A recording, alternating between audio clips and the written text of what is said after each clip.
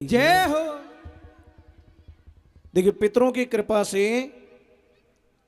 हमारे यहाँ भंडार भर जाते हैं। पितरों की विशेष कृपा होती है और पितरों की ही आज्ञा से उपरिचर जो है ना, हवन सामग्री के लिए उसको लेने के लिए वन में गए।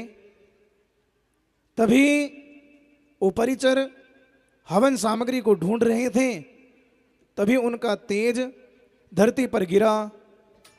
उन्होंने एक वटपत्र का दोना लिया, उसमें उस तेज को रख दिया और मन में अपनी पत्नी का स्मरण करने लगे कि मैं अपनी पत्नी तक इसको कैसे पहुंचाऊं। वहां पर उन्हें एक बाज नजर आया, तो राजा उपरिचर ने उस बाज को अपने पास बुलाया, कहा कि हे बाज, तू एक कार्य कर, इसको मेरी पत्नी गिरिका तक पहुंचा देना। देखिए, बड़े ध्यान से सुनेंगे, बातें नहीं करें।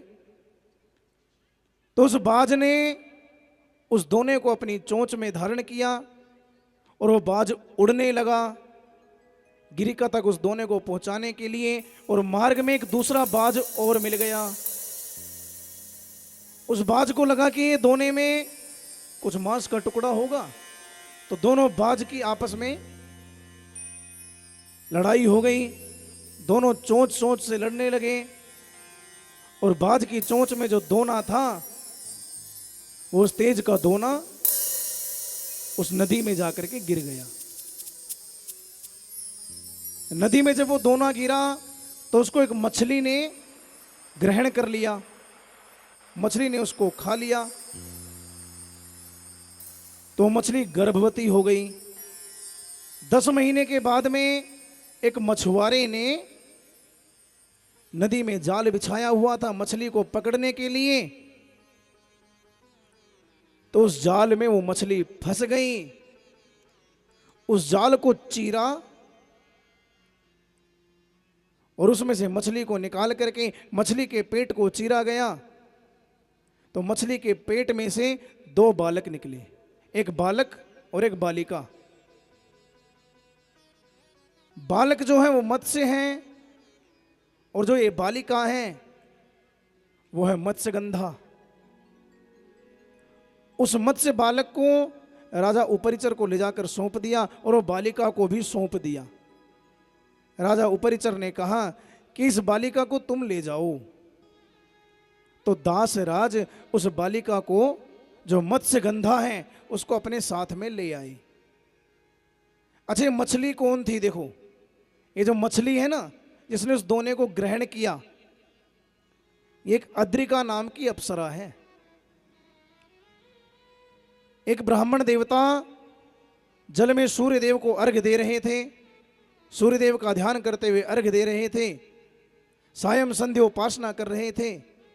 तभी अद्रिका नाम की अप्सरा जल के अंदर निमग्न होकर के उन ब्राह्मण देव के पैरों को पकड़ लेती है और अंदर खींचने लग जाती है। तो ब्राह्मण ने कहा कि तुमने जलचर वाला कार्य किया है, यानी जल के अंदर रह करके जलचर वाला कार्य किया है। जाओ, मैं तुझे श्राप देता हूं, तुम जलचर हो जाओ, यानी आज से तुम मछली बन जाओ। तो अद्रिका नाम की अप्सरा मछली बन गई। तो इन्होंने कहा कि मेरा श्राप का उद्धार भी कर दीजिए, क्योंकि ब्राह्मण दयालु होते हैं। उन्होंने कहा कि श्राप का उद्धार भी कर देता हूं, यानी जिस समय तुम बच्चों को जन्म दोगी तुम्हारा उद्धार हो जाएगा। जिस समय मछली के पेट को चीरा गया था, तो मछली में से बालक को निकाल लिया गया और अद्रिका नाम की अप्सरा का उद्धार हो गया।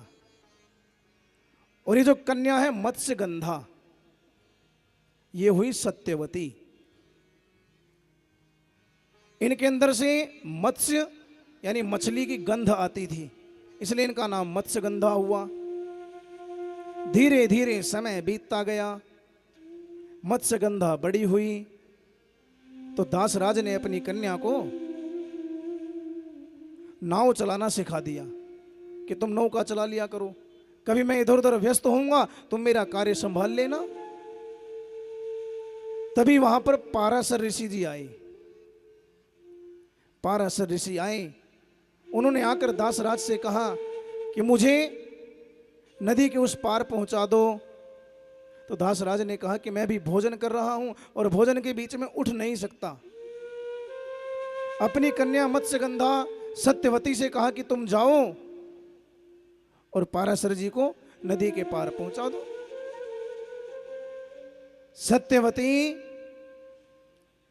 पाराशर जी को नाव में बिठा करके उस पार ले जाने लगी। नदी के मध्य में ही पहुंचे थे कि पाराशर जी सत्यवती को देखकर मोहित हो गए और सत्यवती भी पाराशर जी को देखकर मोहित हो गई। तो सत्यवती ने पाराशर जी का स्पर्श किया तो पाराशर जी ने उस समय योग माया से यानी ध्यान लगा करके अपने तपोबल से चारों ओर अंधकार कर दिया, कोहरा कर दिया और सत्यवती के साथ में संसर्ग किया, जिससे कि वहां पर द्वीप में एक पुत्र उत्पन्न हुआ। यानी द्वीप में पुत्र हुआ, इसलिए इनका नाम हुआ द्वैपायन। इनका वर्ण था कृष्ण वर्ण का, सांवला वर्ण था, इनका नाम हुआ कृष्ण। इन्होंने वेदों का विभाग किया, इसलिए इनका नाम हुआ वेद व्यास। व्यास भगवान जी का पूरा नाम है श्री कृष्ण द्वैपायन वेद व्यास। वेद व्यास जी का वहां पर जन्म हुआ। तो सत्यवती ने पाराशर जी से कहा कि मेरी कुमारी अवस्था भंग ना हो, मुझे ऐसा वरदान दो। तो पाराशर जी ने कहा तुम चिंता मत करो, तुम्हारी कुमारी अवस्था भंग नहीं होगी, और कुछ मांगो। तो सत्यवती ने कहा कि मेरे अंदर से मछली की गंध आती है, आप कुछ ऐसा करो कि ये गंध कभी ना आए। तो पाराशर जी ने अपने तपोबल से उनकी गंध को दूर कर दिया, मत्स्य गंधा को योजन गंधा बना दिया। यानी सत्यवती में से अब खुशबू आने लगी।